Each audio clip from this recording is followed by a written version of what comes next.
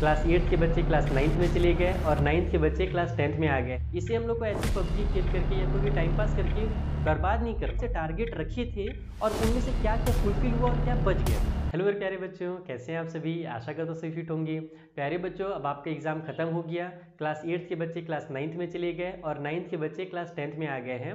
प्यारे बच्चों, जैसे आपने पिछले साल भर पढ़ाई किया, साल भर मेहनत किया है ना, उसी तरीके से अब आपके जो एग्ज़ाम के बाद का समय है, इसे आपको वेस्ट नहीं करना है। आपको देखो, मैंने हमेशा कहा है ना कि जो समय एक बार गुजर जाता है वो दोबारा कभी वापस नहीं आता। तो उसी तरीके से ये जो समय है बच्चा ना, हमारा जो छुट्टियों का समय रहता है, इसे हम लोग को ऐसी पबजी खेल करके या कोई भी टाइम पास करके बर्बाद नहीं करना है। हमें इसका भी कुछ ना कुछ यूज़ कर लेना है। हम लोग ये मैं नहीं बोल रहा कि आप फिर से पढ़ाई में लग जाओ, बार बार पढ़ाई करते रहो, बिल्कुल नहीं। हम इसे पढ़ने के अलावा और किस तरीके से यूज़ कर सकते हैं, आज की वीडियो में हम यही डिस्कस करने वाले हैं। तो चलिए स्टार्ट करते हैं। छोटा सा वीडियो रहेगा लेकिन बहुत ही इंपॉर्टेंट वीडियो है।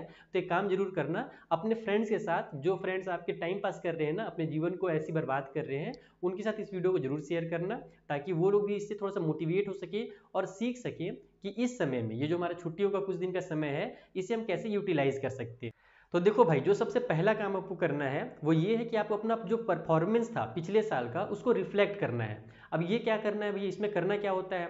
तो आप अपना क्वेश्चन पेपर पकड़िए और उसमें देखिए कि आपको क्या क्या चीज़ें सीखने के लिए दी गई थी क्लास 8th में अगर आप थे तो उस समय, या क्लास 9th में थे तो उस समय आपको क्या सीखना था, और उसमें से क्या ऐसी चीज़ें हैं जो बच गई सीखने के लिए। तो आपको क्या करना है कि एक बार अपने आप को बस इतना, उसको पढ़ना नहीं है, ये नहीं कि भाई जो चीज़ छूट गया उसमें दोबारा से पढ़ने बैठ गया, बिल्कुल नहीं। बस अपना टारगेट आपको देखना है कि आपको जो परफॉर्मेंस आपने दिया उसमें कौन कौन सी चीज़ें आपने की हैं और कौन सा आपका रह गया। उससे अगले साल जब आप क्लास 9th में पहुंचोगे या क्लास 10th में जब आप पहुंचोगे, तो उससे आपको बहुत ज़्यादा बेनिफिट होगा। आपको पता रहेगा कि ये चीज़ें मैं पहले से कर रखा हूँ और ये चीज़ें मेरी छूट गई थी। तो क्या होता है ना कि जब हम एग्जाम देते हैं तो उसके बाद बिल्कुल छोड़ ही देते हैं पढ़ाई लिखाई, एकदम कुछ नहीं हो गया, बस एग्जाम हुआ, टेंशन फ्री, खत्म। लेकिन ऐसा नहीं करना है, हमको एनालाइज जरूर करना है, रिफ्लेक्ट जरूर करना है एक बार कि हमने क्या चीज़ें अच्छे से की हैं और क्या चीज़ हमारी बिगड़ गई थी, ताकि हम अगले साल उन चीज़ों को सुधार सकें। सेकेंड थिंग भी बहुत ज़्यादा जरूरी है आपके लिए, आपका कितना परसेंट है उससे कोई मायने नहीं रखता है। अगर आप 75% लाते हो, आप 85% लाते हो, आप 95% लाते हो, या फिर अगर आप केवल 65% भी ला पाते हो, तो कोई दिक्कत नहीं है। आपको अपने अचीवमेंट को सेलिब्रेट करना है, आपको खुश होना है। ये नहीं कि अरे यार मैं 65% ही लाया, अब टेंशन में आ जाते हो। अगर आप टेंशन में आ जाओगे ना, तो अगले साल आप फिर 75 नहीं ला पाओगे, 65 का वो 55 हो जाएगा और कम हो जाएगा। तो आपने जितना भी स्कोर किया है आपको उसे सेलिब्रेट करना है। आपने बहुत मेहनत किया, साल भर आपने पढ़ाई की है बच्चा, और ये साल भर का जो आपने सीखा है ना, भले परसेंटेज कम आया हो, लेकिन वो सीखना आपकी ज़िंदगी भर काम आएगा, ये ध्यान रखना। तो सीखना ज़रूरी है। मार्क्स या फिर आप परसेंटेज के पीछे नहीं भागोगे, आप सीखने के पीछे भागोगे। जैसे 3 इडियट में एक डायलॉग था ना कि सक्सेस के पीछे मत भागो, सक्सेस झक मार के वापस आएगी। कब वापस आएगी? जब आप कुछ सीखने जाओगे तब वापस आएगी। अदरवाइज बस आप सक्सेस के पीछे भागते रहोगे और वो आगे आगे भागती रहेगी। तो आपको परसेंटेज के पीछे नहीं भागना है, आपको अपने अचीवमेंट्स को सेलिब्रेट करना है। आप जितना भी कर पाए कोई बात नहीं, आपका जितना कैपेसिटी था, आपने पूरा हिम्मत से काम किया, आपने पूरा अपना 100% दिया, तो आपको उन चीज़ों को सेलिब्रेट करना है। जो तीसरी चीज़ आपको करनी है वो ये है कि अब आप अपना गोल सेट करने वाले हो कि आपका जो अगले साल जो पढ़ाई होने वाला है, चाहे वो क्लास 9th का हो चाहे वो क्लास 10th का हो, उस क्लास में आप किस तरीके से परफॉर्मेंस चाहते हो, आप क्या गोल सिलेक्ट करते हो। आपका क्या गोल 75% का है या आपका 85% का है, या फिर चलो परसेंटेज छोड़ दो, आप क्या सीखना चाहते हो अगले साल। अगर आप क्लास 10 में पहुंच रहे हो तो आपका किस सब्जेक्ट को आप अपना स्ट्रॉन्ग करना चाहते हो, क्या आप मैथ को स्ट्रॉन्ग करना चाहते हो या फिर आप साइंस के फील्ड में जाना चाहते हो। तो एक गोल होना चाहिए। अगर हमारे सामने एक गोल रहता है ना, तो फिर हम उस गोल के हिसाब से धीरे धीरे काम करते हैं और फिर लास्ट में वो गोल मिल जाता है।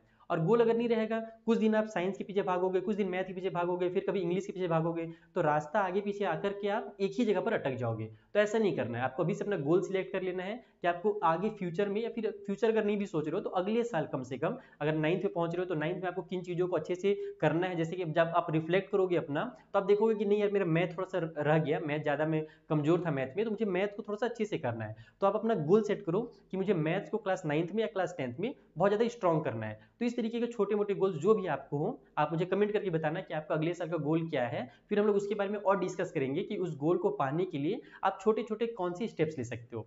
तो कमेंट करके मुझे जरूर बताना कि अगले साल के लिए आपका कौन सा गोल है।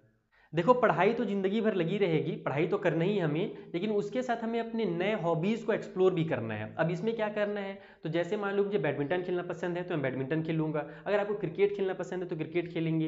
हाँ, देखना ये चीज़ ध्यान रखना कि मोबाइल गेमिंग के पीछे अगर रहोगे, पबजी हो गया, फ्री फायर हो गया, तो इसमें कुछ भी फायदा नहीं होने वाला है। तुम लोग ये सोचते होगा कि मैं स्ट्रीमिंग करके आगे जाकर के पैसा कमा लूंगा, ये केवल आज का क्रेज़ है, आने वाले टाइम पे ये गेम्स चेंज हो जाएंगे। लेकिन अगर आप वही क्रिकेट या जो भी फिजिकल एक्टिविटी वाले जो गेम होते हैं जिससे आपका फिजिकल डेवलपमेंट होता है, चाहे वो कुछ भी हो, जैसे बहुत पहले के टाइम पे भाला जो फेंकते हैं ना, भाला फेंक जानते हो ना, थ्रो करते हैं जिसमें एरो बहुत तेजी से फेंका जाता है, जिसमें हमारे नीरज चोपड़ा ने भी बहुत हमें गोल्ड मेडल ला करके दिया। तो वो गेम एक जमाने में कोई नहीं खेलता था, बोलते थे यार यार इसको क्या खेलेंगे, और देखो आज वही गेम हमें कितना ज्यादा उस बंदे को, जो नीरज चोपड़ा नाम के जो है इंसान, उन्होंने गोल्ड मेडल ला करके दिया इंडिया को, तो कितनी प्राउड की बात है। तो आपको भी केवल मोबाइल गेमिंग के पीछे नहीं रहना है। अगर आप मोबाइल में सीखना ही चाहते हो तो कोडिंग वगैरह सीख सकते हो, जरूरी नहीं है कि आप फिजिकली करो, आप अगर मेंटली करना चाहते हो तो कोडिंग सीख लो, और भी बहुत सारे एप्लीकेशन कैसे बनाए जाते हैं वो सब सीख सकते हो, है ना, एप्लीकेशन को रन कैसे किया जाता है, बग वगैरह कैसे फिक्स किए जाते हैं, ये सारी चीजें भी सीख सकते हो। और उसके अलावा बहुत सारे हॉबीज हैं आपके अंदर, जो भी हॉबी हो, हॉबी मतलब कि जरूरी नहीं है कि आपको आपके पेरेंट बोले कि नहीं आप डांस सीखना है तो डांस ही सीखो, जरूरी नहीं है।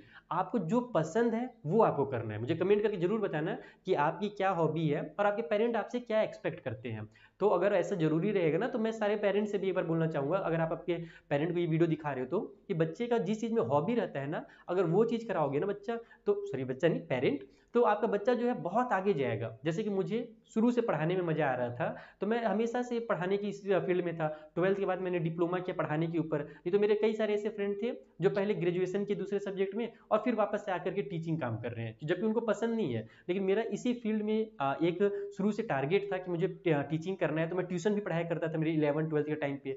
तो जो भी आपका टारगेट हो, जो भी आपकी हॉबी हो, जो आपको पसंद हो, जो काम आपको वो काम करना है इन गर्मियों की छुट्टी में, या फिर जो अभी आपके पास समय है, जो अभी आपका मेरे हिसाब से अप्रैल में तो फिर क्लास स्टार्ट हो ही जाएंगे, एक महीना फिर क्लास लगता है, उसके बाद गर्मी की छुट्टी होती है। तो अभी से लेकर के अप्रैल के बीच में जो भी समय है ना, अब अपने हॉबीज को एक्सप्लोर करो, आप पता करो कि आपके अंदर में क्या हॉबी छुपी हुई है। देखो यार, तुम कितना तरक्की कर लो जिंदगी में, कितना अच्छे अच्छे नंबर ले आओ, 99% ले आओ, या फिर आप खेल के फील्ड में जाओ और वहां पर जाकर के गोल्ड मेडल ले आओ, लेकिन आप तब तक सफल नहीं कहलाओगे, तब तक सक्सेसफुल नहीं कहलाओगे जब तक आप अपने फैमिली से कनेक्टेड नहीं हो। तो इन छुट्टियों में आपको अपने फैमिली से कनेक्ट होना है। पिछले साल भर आपने पढ़ाई पढ़ाई पढ़ाई के चक्कर में फैमिली से बहुत दूर हो गए होंगे, मुझे पता है, वो सब कोई हो जाते हैं।